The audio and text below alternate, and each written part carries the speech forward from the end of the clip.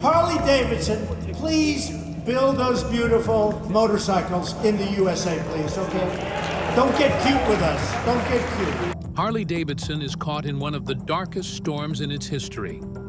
Sales are crashing, loyal riders are furious, and the brand's legacy is hanging by a thread. Literally, I have seen 0 customers inside of this place in the entire time that I've walked through. After months of pressure, the CEO has finally broken the silence. But is this a genuine plan to turn things around, or just a polished spin to quiet the outrage? Can Harley reclaim its throne, or are we watching the downfall of an icon? Stay tuned, because what happens next will change the road forever. What Harley did to its own riders. Harley-Davidson's CEO Jochen Zeitz finally broke his silence after months of anger from riders. Many felt the company had turned its back on the values that made Harley what it is, trading tradition for corporate messaging and politics.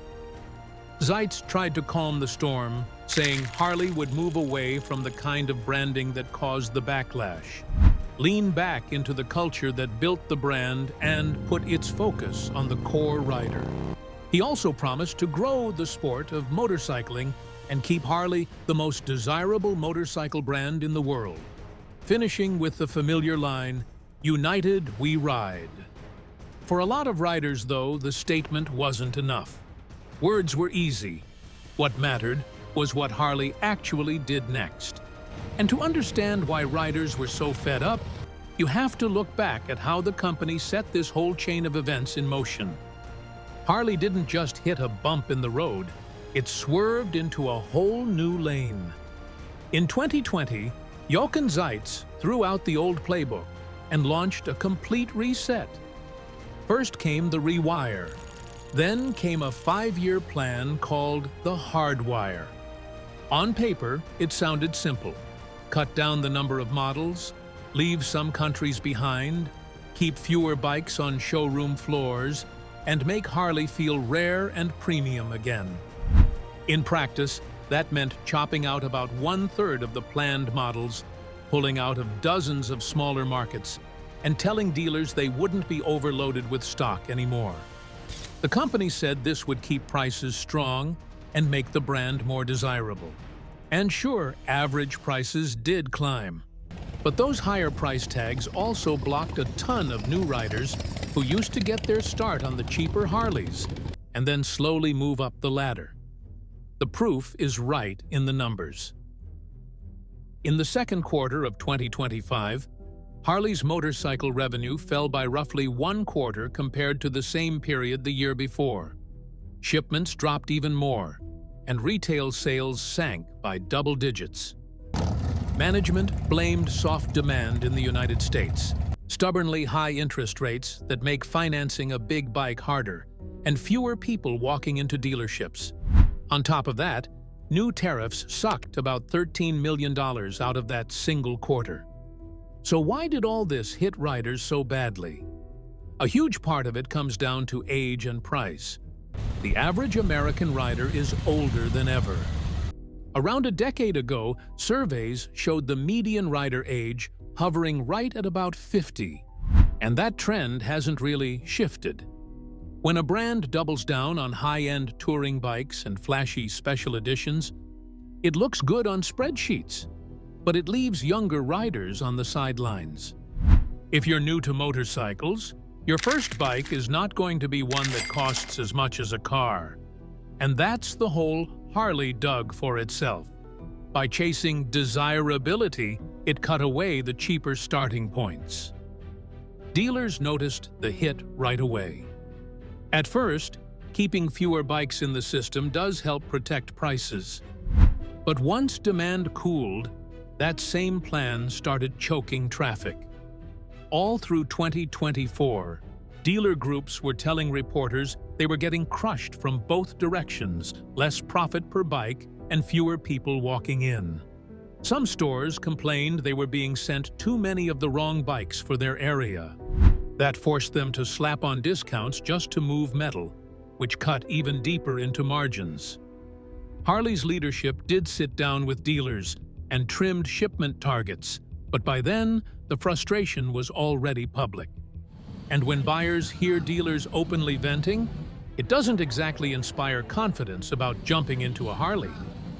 To really see where this problem began, look at the cuts. Harley didn't just trim at the edges, it hacked away at the base. The Street 500 and Street 750, which were small, affordable, and pitched as the perfect starter Harleys, got axed in 2021. Killing those models cleaned up the lineup and boosted profits, but it also tore out the entry lane for beginners. Without that first rung on the ladder, new riders simply start with another brand. And once they're gone, they usually don't come back. That's how you hollow out a community over time. Meanwhile, Harley was still building smaller, more approachable bikes, but mostly overseas. The X440 launched in India through a partnership with Hero MotoCorp. The X350 and X500 hit China and other Asia-Pacific markets thanks to a deal with QJ Motor. These are exactly the kind of bikes young riders cut their teeth on. But in the US, they were basically invisible. The X350 was used for training programs, but wasn't put on showroom floors. The X500's American rollout never really happened. Overseas, these bikes might be building new Harley fans, but at home, the shelves were empty where it mattered most. And through all of this, Harley kept repeating one clear message: we're chasing brand heat over unit sales. You can find that wording all over their investor calls. The pitch was that keeping the lineup lean and the supply tight would make resale values strong, keep profits fat, and turn every Harley into something rare you had to chase instead of just spotting on a lot. That idea works in fashion. It works in luxury cars for a while, and yes, it even worked for Harley in the short term. But motorcycles aren't shoes or handbags. They're machines that people actually need to be able to buy and ride. If you cut the entry points, the whole customer base starts aging out. And when desirable becomes code for expensive and scarce, you're building a shrinking club. There's also the question of who Harley has been building for lately. In the last few years, the spotlight has been on the big touring bikes and the top-shelf Custom Vehicle Operations line, or CVO. These bikes are loaded with gadgets and come with sky-high price tags. They ride great and deliver strong profits, but they're built for older riders with cash to spend. They don't bring in the next wave. So you end up with a shiny, elite top of the lineup, but a hollow base. And that makes the whole brand look less welcoming. Harley insists this is just short-term pain, and that the brand needed a hard reset after years of bloated lineups and too many unsold bikes gathering dust. Cutting about 30% of models does make production and marketing simpler. Pulling out of low-priority countries does let you focus. But slashing is only half a plan. The other half is what you give people in return. And in America, the replacement so far has been fewer bikes, pricier bikes. That's not a winning pitch when interest rates are high and buyers are picky. Even Harley's own slides admit that retail in North America dropped and that dealership traffic was lighter than they hoped. You don't solve that with buzzwords about desirability. You solve it with bikes people actually want and can afford right now. The bigger problem is trust. When dealers feel like headquarters is focused on looking good for Wall Street while they're stuck discounting bikes on Main Street, you get a crack in the relationship. And riders pick up on that split the second they walk into a quiet dealership. The saddest part is that Harley knows how to do this right. For decades, it built loyalty with a clear path from your first affordable bike to your dream touring machine. It wasn't just about the bikes. It was about the clubs, The events, the gear, the road trips, and the service bays that felt like a second home.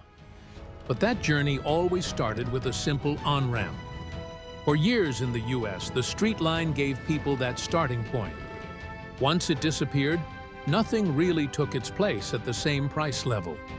Harley did invest in small bikes overseas, which helps those markets grow. But here in America, the base is still missing. Until that comes back, the brand will keep leaning on older, wealthier riders while their kids buy something else. This isn't about nostalgia. It's about common sense. If your customer base is aging, you need cheaper ways for younger riders to get in. If financing is expensive, you need promos and prices that actually move bikes. If dealers say the showroom feels thin, you don't send them a glossy press release. You send them the right bikes.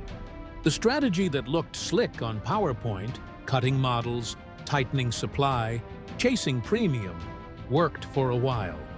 But it also squeezed out the very riders who keep the brand alive. The squeeze on riders hurt, sure, but the real blow came when Harley poured everything into a project that its core fans never asked for. The electric gamble that backfired on Harley. Let's be real. The move that tripped Harley the hardest wasn't a flashy paint job or a clever slogan. It was the big electric gamble. Back in 2022, Harley split off its electric side into a brand new company called LiveWire and took it public. They used something called a SPAC, which is just a shortcut, to get on the stock market by merging with a shell company that's already trading. The deal brought in about $300 million in cash, and on September 27th of that year, LiveWire started trading on the New York Stock Exchange under the ticker LVWR. Harley even bragged that it was the very first electric motorcycle brand to ever list on the NYSE. On paper, that all looked bold, cash in the bank, a clean shot at building an electric lineup. But when you check the scoreboard, the hype hasn't matched reality. Here are the cold numbers. In the last quarter of 2024, LiveWire sold 236 electric bikes. By the second quarter of 2025, that number sank to just 55. That's straight from their own reports. Even with cost cuts that trimmed losses, the company still posted an operating loss every single quarter. By July of 2025, LiveWire admitted its yearly operating loss would land somewhere between $59 and $69 million. They even stopped giving unit sales forecasts altogether because demand was too shaky. So why didn't the bikes connect with Harley's core riders? The answer is simple. Harley is built on sound, feel, and long rides that stretch across states. The first Harley-branded LiveWire, back in 2019, had a sticker price of around $30,000. That put it way out of reach for most people. When Harley relaunched the model in 2021 as the LiveWire 1, the price dropped to about $22,000. That helped a little, but it was still a big spend for something brand new and unproven. The bike itself is quick. It goes from 0 to 60 in about 3 seconds. On a DC fast charger, it can go from 0 to 80% in roughly 40 minutes, and a full charge takes about an hour. Range depends on how you ride. If you're in the city, you can squeeze out about 146 miles. If you're doing a steady 55 miles per hour, it's closer to 95 miles. That's fine for commuting or weekend rides, but for a brand built on wide-open road trips, those numbers don't really fit. That mismatch is the heart of the problem. If you've heard of the S2 platform, here's what it means. It's LiveWire's second-generation setup. They redesigned the battery and frame so it's cheaper to build and easier to adjust for different models. The first S2 bike, the Del Mar, started deliveries in 2024 at around $15,500. Reviewers liked how it handled in the city, but there was one big catch: no DC fast charging. S2 bikes only use level 1 or level 2 charging, which is way slower. That makes them great for urban use, but not for long-haul rides. After the Del Mar, Livewire added the Mulholland in 2024 and the Alpinista in early 2025. By the end of August 2025, they were slashing prices across the S2 line in a limited-time push to move more units. That shows effort, but it also shows demand just wasn't clicking. And while Livewire was getting all that attention, Harley's gas bike entry lane at home got thinner. The small, affordable Street 500 and Street 750, which were perfect for beginners, were killed off in 2021. It's not like Harley can't nail a product.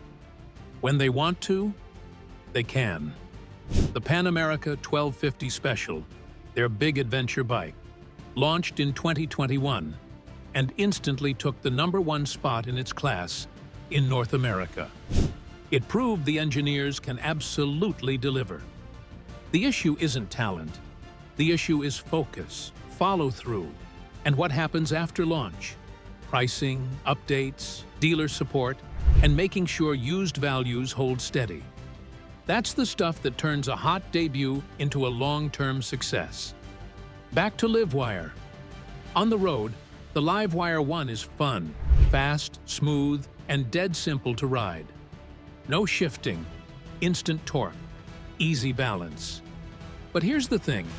Instead of that deep V-twin rumble Harley riders love, it makes a high-pitched whine. For a brand built on sound and feel, that's a huge shift. The range is fine for a city, but if you want to head across a few states, you need to plan your whole trip around chargers.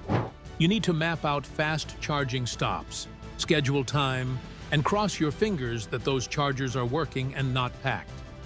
Even Livewire's own advice tells riders to plan around charging, to 80% instead of 100 to save time. That's smart for EVS, but it's a totally different lifestyle from a 5-minute gas stop and another 200 miles on the clock. To their credit, Livewire has been moving quickly. The Del Mar brought a nimble street style. The Mulholland added a cruiser vibe. The Alpinista went for a sporty all-rounder feel. They rolled out software updates like stronger regenerative braking and a reverse creep feature. They also expanded into Europe, adding dealers and pushing into new markets. All that shows hustle. But when you zoom out, sales tell the truth. Moving only 55 bikes in a quarter, while still posting heavy losses, says it all. While Harley was putting big dollars into Livewire, the local beginner crowd got left behind. That's not just a small oversight, that's the base of the future. If you don't bring them in now, you don't have loyal long-term customers later. And that's the point here. None of this means electric can't work for Harley. It just means the way they rolled it out didn't match how Harley riders live and ride today. The brand chased an electric future before its own base was ready. At the same time, the home market beginner bikes dried up. For someone who wants that signature Harley rumble and the freedom to cross states without worrying, an electric that whines and forces careful charging stops doesn't feel like a Harley. While Harley chased an electric dream, rivals built the bikes riders actually wanted. The brand's beating Harley at its own game. Riders didn't sit around waiting for Harley to sort things out. They went shopping. And the brands that pulled them in didn't need flashy gimmicks. They just gave people solid bikes at prices that made sense. Look at Indian. Their plan has been straight to the point. Build cruisers and tourers that feel familiar to anyone who loves big American V-twins, but make them strong, modern, and affordable. Their Thunderstroke 116 is a 116 cubic inch V-twin with loads of torque, and their Power Plus is a 108 cubic inch liquid-cooled engine that makes smooth, steady power. Those engines run across the Chief, Chieftain, and Challenger families. Riders get low seat heights at around 26 inches, real range from 4 to 5.5 gallon tanks, and the kind of modern features people expect today. The lineup shows the strategy. The Chief Dark Horse, with the Thunderstroke 116, pulls hard and keeps the saddle just above 26 inches. The Super Chief Limited adds floorboards and bags so you can actually use it every day. Step up and you'll find the Chieftain built for highway miles, and the Challenger with the Power Plus 108 ready to stay cool and fast on longer rides. For riders who just want a mid-size cruiser that works, the Scout sits right there, with price tags in the low to mid-teens. Nothing over the top, just a lineup that respects how people really ride. What sealed Indian's momentum was turning the brand into a proper business, not just a side project. In 2023, Polaris, which owns Indian, announced the company was finally profitable. That mattered because it meant dealers could rely on warranties, parts would keep flowing, and bikes would keep improving. By early 2024, Indian's updated Scout lineup was being called a serious challenge to Harley, proving they weren't just competing, they were pressing forward. Over in Europe, Triumph doubled down on what they do best. They leaned into modern classics that look vintage but run like brand new machines. On top of that, they poured energy into adventure bikes. It wasn't a side play, it was a huge win. In 2024, Triumph sold more than 100,000 bikes worldwide for the very first time, with totals across regions hitting over 130,000 units. Their dealer network stretched to about 950 locations around the world. The pitch was clear. Bonnevilles for that old-school look without old-school problems, and adventure bikes that are easy to ride for long miles with tech that actually works. For riders chasing heritage without headaches, Triumph felt like the cheat code. BMW jumped in from another angle. Their R18 wasn't built to dominate spec charts. It was designed to prove they could stand tall in cruiser territory. Its 1,802c big boxer is about 110 cubic inches. The stance is stretched and low, and the finish screams premium. BMW aimed it right at cruiser fans who wanted that old-school feel, but also wanted modern electronics and reliable service. Love or hate the style, the intent was clear. They weren't dabbling, they were walking straight into Harley's lane. Then there's Royal Enfield, a brand that showed what scale can really do. They sold over 1 million bikes in a single fiscal year. That kind of size lets them keep prices low while slowly raising quality. Their Interceptor 650 looks classic, rides easy, and comes in under many Harley price tags. It isn't built for cross-country hauls. It's built for what most people actually do: commuting, weekend rides, and local trips. Japan took care of the practical end of the market. Honda's Rebel 1100 came in at 4 digits, not 5 figures, making it one of the most affordable big cruisers. It even offered an automatic gearbox called DCT that shifts for you, which is a game changer for beginners and city riders. On the touring side, the Goldwing stayed untouchable with its 6-cylinder engine, plush comfort, and modern features like Apple CarPlay and Android Auto. If you've ever spent days crossing states on one, you already know why it keeps selling. Kawasaki gave budget riders even more options with the Vulcan S. It runs a 649cc engine and lets you adjust the pegs, bars, and seat to fit your size. That flexibility makes it less intimidating for new riders and more comfortable for experienced ones. The 2025 model sits around $7,399, which is reachable for a lot of people. That first step into motorcycling often turns into brand loyalty, and Kawasaki made that step easy. Yamaha rounded it out with the Bolt R-Spec, a stripped 942cc V-twin bobber priced under $9 grand for 2025. It's simple, easy to own, and keeps Yamaha in the cruiser conversation. The old V-Max left in 2020, but the Bolt carried the flag for riders who wanted a lean, affordable bike that still looked the part.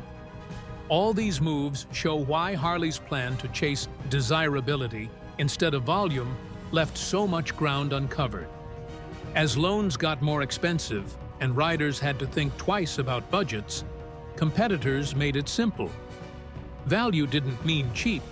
It meant giving people a bike they wanted at a price they could manage, with support they could count on. At the heart of it, riders just want to feel that same rush that got them hooked in the first place. For some, that's a big twin cruiser with bags. For others, it's a vintage-looking standard with modern brakes and wiring. For plenty, it's a stripped-down bobber that costs less than a small car and fires up every morning without fuss. Indian, Triumph, BMW, Royal Enfield, and the Japanese makers all grabbed those feelings and turned them into real bikes sitting in real showrooms. Harley, by trimming its ladder's lower rungs, gave the competition room to feed entire groups of riders. So if you're standing in a dealership today with your wallet open, you've got plenty of choices that aren't Harley. That's the real battle Harley is losing, not because the love for the brand disappeared, but because other companies showed up with bikes that fit real lives better. Until Harley rebuilds an easy entry point in the US, widens the lineup for normal budgets, and fills dealer floors with bikes people can actually ride home the same day, the risk is clear. The legendary lifestyle brand becomes just another expensive badge, while the competition keeps scaling up. But even as rivals surged ahead, Harley's own house was cracking. Tariffs, shutdowns, and supply chain chaos kept piling on. How tariffs and shutdowns broke Harley's trust. Here's where trust really cracked for Harley. Right in the middle of tariffs, shutdowns, and constant questions about where the bikes were actually being built and how they'd reach riders. Back in 2018, the European Union hit US-made Harleys with an extra 25% duty. That pushed the import tax from 6% all the way up to 31%. Harley itself admitted that it added around $2,200 to the price of every single bike sold in Europe. And if the company tried to cover the cost instead of raising sticker prices, it would have drained $90 to $100 million a year. That wasn't just a hurdle. That was a brick wall blocking one of Harley's most important markets. The company's response was blunt. Build those Europe-bound bikes somewhere else so they wouldn't get slammed with the tax. The choice was Thailand. Shipping from there meant dodging the 31% tariff. The math checked out, but the image didn't. For a brand that built its reputation on Made in America, it looked like Harley was protecting sales overseas while US workers were left behind. The political blowback came fast.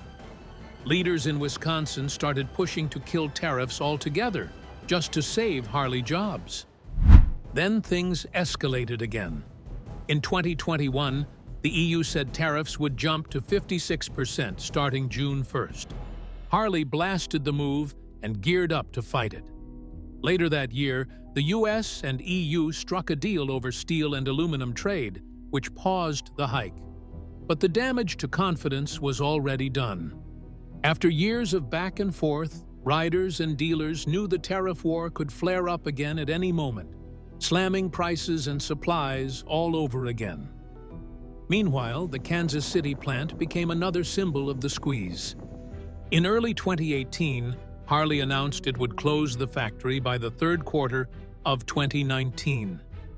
About 800 jobs were lost, with roughly 450 shifted to York, Pennsylvania.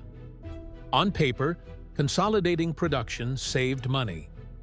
But the timing made it look like Harley was waving the flag while moving jobs out the door.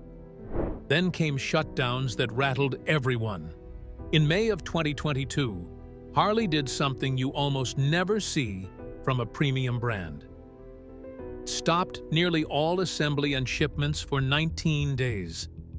The issue was traced to brake hoses from a supplier that didn't meet regulations. Production restarted, but the pause cost Harley somewhere between 10,000 and 12,000 bikes. Suddenly, riders were asking if parts were reliable, if deliveries would be delayed, and what else might go wrong. Less than a year later, in June 2023, the York plant shut down again, this time from a supplier parts shortage. Harley stressed it wasn't connected to the brake hose mess from before and promised production would restart by the end of the month. But 2 major shutdowns in roughly a year was enough to make people nervous. Premium brands are supposed to be predictable. This wasn't. And don't forget, the history riders already had in their heads. Back in 2018, Harley recalled more than 170,000 ABS-equipped bikes built between 2008 and 2011. The problem? Old brake fluid could form deposits and clog a valve, weakening braking power. The fix was just a one-time flush, but the memory stuck. Add that to the 2 modern shutdowns, and the question became louder. Can Harley keep its quality locked down? Meanwhile, tariffs kept bleeding money. Between 2018 and 2021, Harley says it swallowed about $166 million in EU tariff costs just to hold prices steady and keep sales alive. That's money that could have gone into dealers, better parts pipelines, or smoother launches. And it didn't end there. In the second quarter of 2025, Harley reported tariffs cost another $13 million in just 3 months. For riders staring at half-empty showrooms, that's the hidden weight behind the thin floors. The so-called Thailand fix might have helped balance the books, but it didn't fit Harley's image. Reuters reported on the move back in 2018, and Harley itself admitted it would take 9 to 18 months to get those overseas lines running at full speed. That meant long stretches where dealers had to explain shortages and customers were left reading headlines about their American icon being built overseas. For a brand that sells pride as much as it sells bikes, those headlines cut deep.